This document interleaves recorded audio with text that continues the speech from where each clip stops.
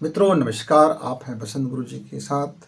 आज हम बात करेंगे, यदि प्रतिष्ठा चूक गया तो हमारा अवमूल्यन हो जाता है, हम शक्तिहीन हो जाते हैं। ये संसार में पूरे दांव पेच आप देखते होंगे प्रतिष्ठा के लिए होता है। थोड़ी सी छद्म प्रतिष्ठा भी हावी हो जाता है, थोड़ी छद्म प्रतिष्ठा हावी हो जाता है और असली प्रतिष्ठा के बीच में कभी कभी फर्क हमको समझ नहीं आता। तो शक्ति का नींव है प्रतिष्ठा। अब ये कैसा प्रतिष्ठा शक्ति का नींव है? आप मान लीजिए आप देश के राष्ट्रपति हैं तो आपके पास राष्ट्रपति वाली शक्ति है। आप यदि प्रधानमंत्री हैं तो प्रधानमंत्री वाली शक्ति है, क्योंकि आप उस पद पर आसीन हैं, प्रतिष्ठित हैं। इसीलिए हमारे भारतीय संस्कृति में कहा गया कि जब हम कोई मूर्ति का निर्माण करते हैं और मंदिर में उसकी स्थापना करते हैं तो एक बड़ा आयोजन होता है। उस आयोजन में कहा जाता है कि अब इस मूर्ति में प्राण की प्रतिष्ठा किया गया। मतलब अब उसमें हम प्राण स्वरूप को देख लेते हैं, उसके जो शक्ति स्वरूप है प्राण। प्राण मतलब क्या? उसका जो ऊर्जा का शक्ति स्वरूप है प्राण। और हम उस मूर्ति में जब उसके प्राण तत्व को देखते हैं तो हमारे अंदर में उस मूर्ति का गुण, यानी जो हमारे अंदर का जो प्राण है उस मूर्ति के प्राण से एक होकर के वो शक्ति संपन्न हो जाता है। इसलिए तो बहुत से भोले भाले लोग जब मंदिर के सामने उस मूर्ति के सामने हाथ जोड़कर कहते हैं कि प्रभु मेरा मुझे ये दुख है, अब ये दुख चला जाए, आप मेरा दुख को कम कर दीजिए, आप मुझे ये कर दीजिए, आप मेरा फसल को अच्छा कर दीजिए, आप मेरे जीवन को सुंदर ला दीजिए, मेरे जीवन में हंसी ला दीजिए, मेरे जीवन में खुशी ला दीजिए।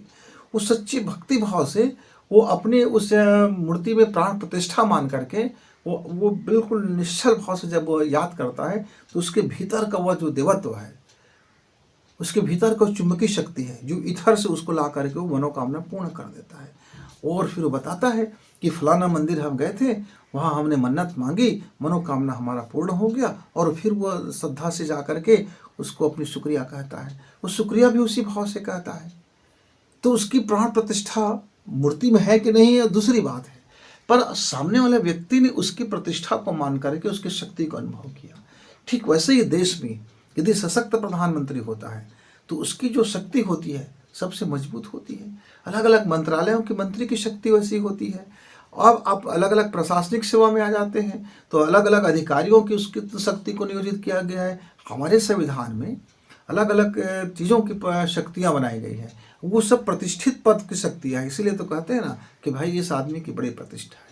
अब उसके आते हैं व्यापारियों का, उद्योगपतियों का, धनपतियों का, उनकी भी बड़ी प्रतिष्ठा होती है। कहते हैं यार इसके पास इतनी समृद्धि है, इतना धन धान्य है, इतनी अकूत संपत्ति है, उसका प्रतिष्ठा उसी में है।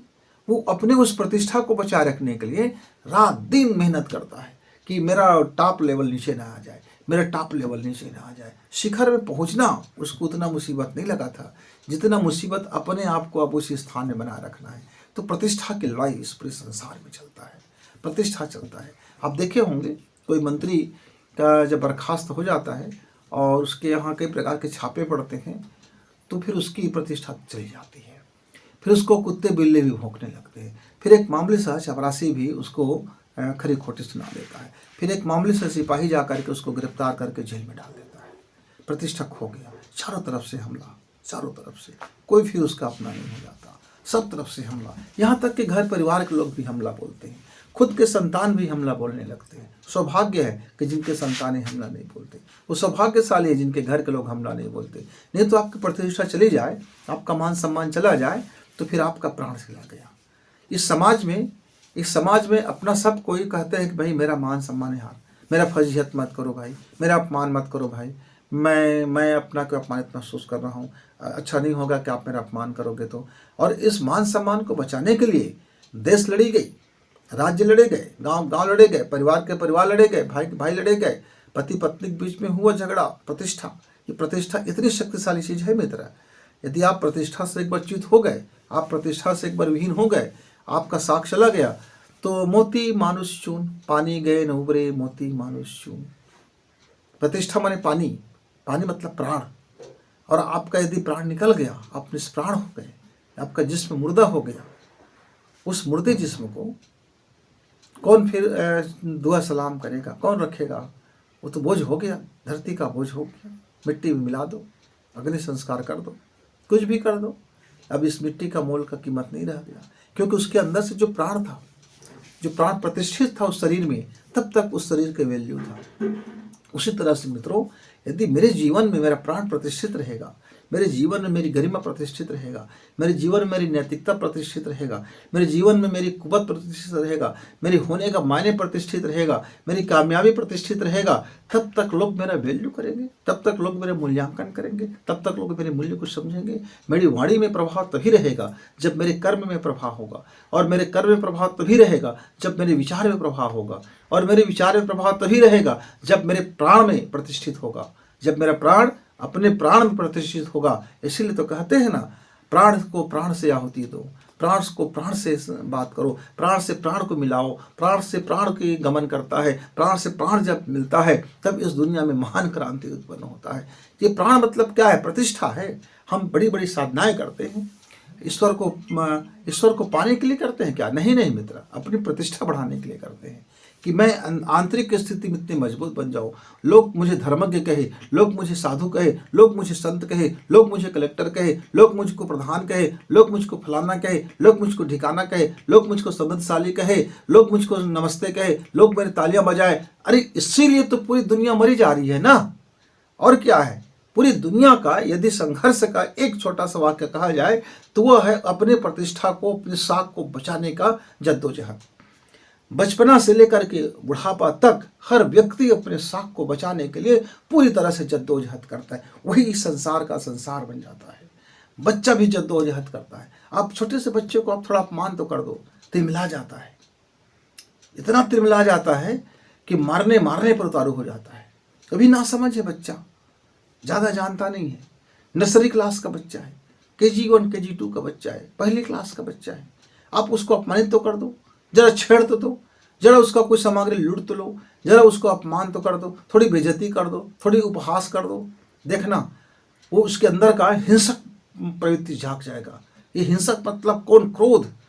क्रोध वो अपनी अभिव्यक्ति करता है क्रोध से, तो कभी गाली दे करके, कभी सिर पटक करके, कभी हाथ पटक करके, कभी आपको ढेले से मार के, कभी पत्थर से मार के, कभी किसी वस्तु से फेंक के मार देगा, कुछ भी करेगा, लेकिन अपने प्रतिष्ठा को च्युत होते हुआ बच्चा भी नहीं दे सकता मित्र, क्योंकि उसको पता है एक बार आपका उपहास वो सुन लेगा तो फिर तरह तरह के लोग उसका उपहास उड़ाएंगे, लोग उसको चिढ़ाएंगे और उसको हर जगह लज्जित होना पड़ेगा।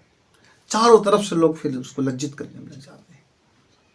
आपके जीवन में भी कभी यह हुआ होगा, कभी तो हुआ होगा, क्योंकि प्रत्येक जीवन में ये मनुष्य का जो जीवन चक्र है उसमें एक बार ऐसा समय आता है कि उसकी प्रतिष्ठा दांव में लग जाती है, उसकी साख दांव में लग जाती है और वो फिर लज्जित हो जाता है।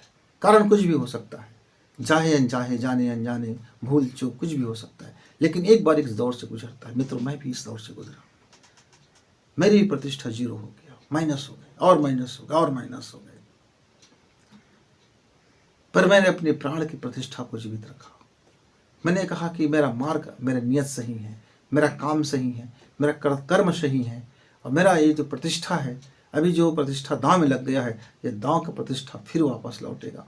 लगेंगे, थोड़ा वक्त लगेंगे, इसलिए शांति से रहो, शांत रहो और अपना काम करो, चुप रहो और अपना समय आएगा, इस बात की धारणा को मजबूत करो और अपने उस वर्क में लगे रहो। यदि आपका नियत सच्चा है, यदि आपका कार्य सच्चा है, यदि आपके भीतर में एक सामर्थ्य है, आपका प्राण अभी तक जीवित है, आपके प्राण में प्राण की आहुतियाँ हो रहे हैं, आपके प्राण में यदि प्रेम का संचार है, यदि प्राण में आपकी भक्ति के संचार है, यदि प्राण में आपकी ज्ञान का संचार है, यदि आपका प्राण में साधना के संचार है, यदि आपके प्राण में संकल्प के संचार है, यदि आपके प्राण में सब प्रकाशित हो रहा है मित्र, तो फिर आपका प्रतिष्ठा लौटेगा।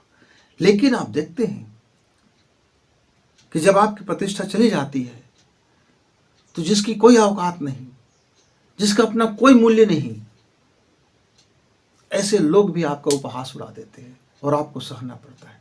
फिर उस समय आप अपना मान सम्मान ना खोजें, समर्पण कर दें, शांत रह जाएं, घूमते फिरे ना फिरें कि मैं सच्चा हूँ, मैं सच्चा हूँ, मेरा प्रतिष्ठा आप कैसे नहीं करोगे, मुझको मान सम्मान कैसे नहीं दोगे, मुझको श्रीमान कैसे नहीं कहोगे, ऐसा नहीं कहोगे। आप जितना ज़्यादा मान सम्मान फिर खोजोगे, जितना ज़्यादा अपने आप को और आप लोगों के बीच में प्रस्तुत करोगे, बताते फिरोगे कि मेरा कोई गलती नहीं है, मैं ऐसा नहीं हूँ, मैं वैसा नहीं हूँ, मैं इनका नहीं हूँ, मैं ढिमका, कोई मानने वाला नहीं होगा। क्यों? क्योंकि आपका प्रतिष्ठा जा चुकी है, मूर्ति खंडित हो चुका है। अब उस मूर्ति की पूजा नहीं होगा, कोई पंडित अब उसकी पूजा नहीं करेगा, क्योंकि अब उसमें दान दक्षिणा मिलने की संभावना नहीं, क्योंकि अब उसकी मनोकामना पूर्ण होने की संभावना नहीं दिखती है। खंडित मूर्ति फिर कितना ही कीमती मूर्ति क्यों ना हो, हीरे का मूर्ति बना होगा, बाजार में बिक जाएगा, लेकिन उसकी पूजा नहीं होगा, यानी उसकी प्रतिष्ठा ही नहीं होगा। जब उसकी प्रतिष्ठा ही नहीं होगा तो उसमें शक्ति उत्पन्न कैसे होगा?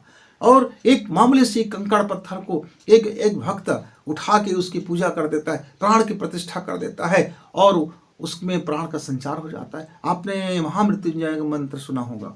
दुनिया में जब संकट घिर जाती है, जब लोग मरणासन हो जाते हैं, जब चारों तरफ से लगता है कि अब उसके मृत्यु का तांडव नचने वाले हैं, अब वो पीड़ाओं से घिर जाते हैं, हाहाकार हो जाता है, उसके जीवन में ऐसा लगता है कि अब ये क्षण अब समाप्त हो गया, तब उस महामृत्युंजय का आवाहन करते हैं, पाठ करते हैं, अनुष्ठान करते हैं, पूजा करते हैं, उच्चारण करते हैं, जप करते हैं, तप करते हैं, साधना करते हैं। और ये महामृत्युंजय का आविष्कारक ने क्या किया था?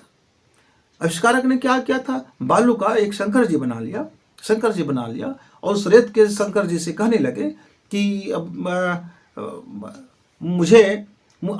आप तो मृत्यु के देवता हो, आपके रहते भला मृत्यु मेरा क्या बिगाड़ लेगा?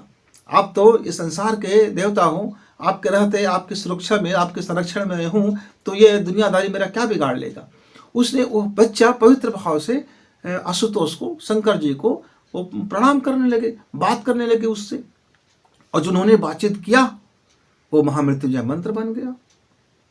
ओम त्र्यंबकम यजामहे सुगंधिं पुष्टिवर्धनम उर्वारुकमिव बंधनान् मृत्योर्मुक्षीमा अमृतात्। मित्र, उस बालक का, निर्बोध बालक का प्राण से किया गया एक संवाद था जो अपने प्रभु, अपने आशुतोष भगवान से किया था, और वो दिव्य में कालांतर में वो ऊर्जा घनीभूत हो गया और महामंत्र बन गया। आज भी उस महामंत्र से यदि आपकी श्रद्धा है, आपकी प्राण है, आपके प्राण से आप बात करते हैं, अपने प्राण से उसको आह्वान करते हैं, तो आज भी आपके जीवन में उपचारक शक्तियाँ उत्पन्न कर देती है। आज भी आपके आंतरिक जीवन में वो महामृत्युंजय उतना ही फलीभूत होता है जितना कि उस बालक के से हुआ था, जो उसकी सृजन करता है, जो उसकी रचयिता है। मित्रों, तो ये प्रतिष्ठा ही है जो उसमें शक्ति उत्पन्न करता है। अब मान लीजिए एक दिन की बात है, हम 2 दोस्त थे और हमारे 4 दोस्त और आ गए, और उसके 4 के और 4 आ गए। अब एक झुंड हो गया, उनमें से अलग अलग प्रकार के व्यक्ति थे। एक कुछ नास्तिक थे, कुछ आस्तिक थे, कुछ मानने वाले थे, कुछ नहीं मानने वाले थे, तरह तरह के लोग थे। तो मैं एक डिजाइन कर रहा था और स्वास्तिक का मैं डिजाइन कर रहा था। तो किसी ने कहा कि इस स्वास्तिक में भाई पैर मत पड़े, आप थोड़ा बचा लो, नहीं तो आपका हित हो जाएगा। तो उसने कहा, अरे ये तो पेंसिल से बना हुआ स्वास्तिक, इसका भी इसमें बोला क्या होगा? और उसने उसको पैर मारना शुरू कर दिया और उसने उसको बचाना शुरू कर दिया। दोनों के बीच में संघर्ष होने लगा। तो मैंने कहा, रुको भाई, इसका स्केच मैंने बनाया है, तो इसके बारे में मुझसे तो पूछ लो। आप दोनों युद्ध कर रहे हो, संघर्ष कर रहे हो, इसका परिणति क्या होगा? तो एक ने कहा, जो नास्तिक का था, कहा कि मैं इसको कुछ भी कर दूंगा, मेरा कुछ नहीं होगा। ठीक, आपको कैसे पता कि कुछ नहीं होगा? आपको कैसे पता कि ये में स्वास्तिक है? इस स्वास्तिक अर्थ क्या होता है? स्वास्तिक अर्थ होता है शुभ कार्य, और आपने शुभ कार्य को पैर से लात मारोगे मित्र, तो फिर आपका शुभ कैसे होगा? आप मेरे प्रतीक को लात नहीं मार रहे हो, मेरे प्रतीक को पैर नहीं मार रहे हो, मेरे प्रतीक को नहीं ठुकरा रहे हो, आप तो उसके गहन अर्थ को ठुकरा रहे हो। तो फिर आपका तो परिणाम भुगतना पड़ेगा। और एक को मैंने कहा, भैया इसमें इस स्वास्तिक के प्रतीक चिन्ह को मात्र स्वास्तिक मान लेने से, शुभांकर मान लेने से आपका कभी शुभ होने वाला नहीं है। आपको देखना पड़ेगा कि आपके कर्म में कोई अशुभंकर चीज ना हो जाए, कोई ऐसा कर्म ना करो जिससे हमारे इस स्वास्तिक की प्रतीक को नुकसान पहुंचे, उसकी प्रतिष्ठा को आँच आ जाए, कुछ प्रतिष्ठा को दांव लग जाए। आप पाखंड पूजा में मत रहना, आप उसके अंदर के प्राण पूजा में रहना। प्राण को ग्रहण करना, प्राण को समझना, तो शक्ति की उत्पत्ति होगी। उसकी प्रतिष्ठा को समझना तो शक्ति उसकी नींव बनती है।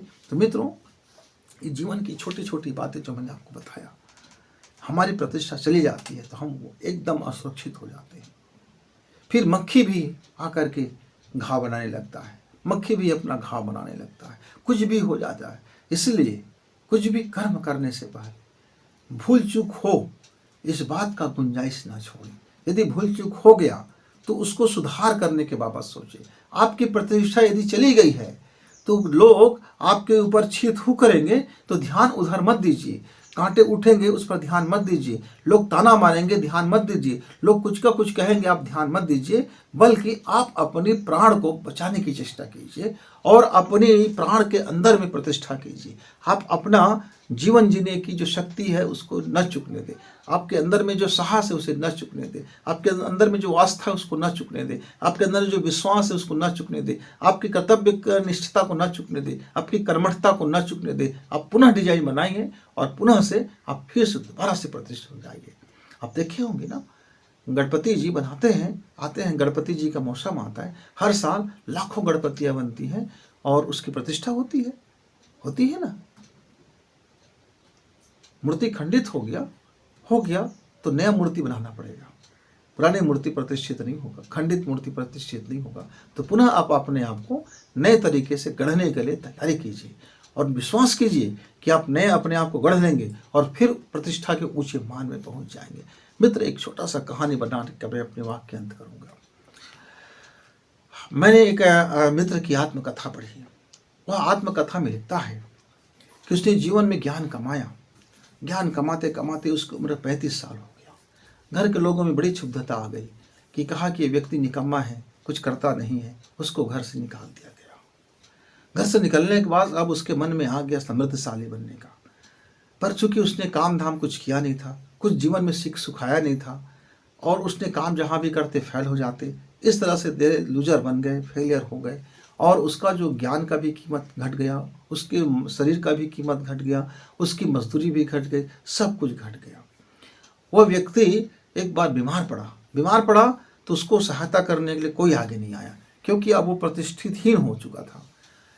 क्योंकि उसको भूख जब लगा तो एक बार उसको चोरी भी करना पड़ गया, तो लोग पकड़े गए। पेट का भूख तो नहीं मिटा पर चोर होने का दाग लग गया। फिर एक बार उन्होंने अपने एक मालिक के घर में काम कर रहे थे और उसके सामने चोरी हो गया और वो चोर को न देख पाया और पूरा का पूरा इल्जाम उसके ऊपर आ गया। मतलब धीरे धीरे करके वो प्रतिष्ठितहीन हो गए। फिर एक रात में वह ऐसे घर में रुक गई जिसके घर में कहा जाता है कि वह विश्या का घर था। उसके घर में रात रुक गया, उसको पता नहीं था। दूसरे दिन लोगों ने कहा कि इसका धर्मच्युत हो गया, ये तो वहाँ के जा करके ठहर गया। इस तरह से उसके जीवन में पूरी तरह से प्रतिष्ठितहीन हो गया। अब कुछ बचा नहीं था। अब उसने फिर सोचा भाई अब कुछ तो बचा नहीं जीवन में, क्या किया जाए। तो उसने फिर एक पत्रिका पढ़ी, एक साहित्य पढ़ा, एक लेख पढ़ा। उसमें लिखा था कि मनुष्य चाहे तो नया अपने आप को कर सकता है।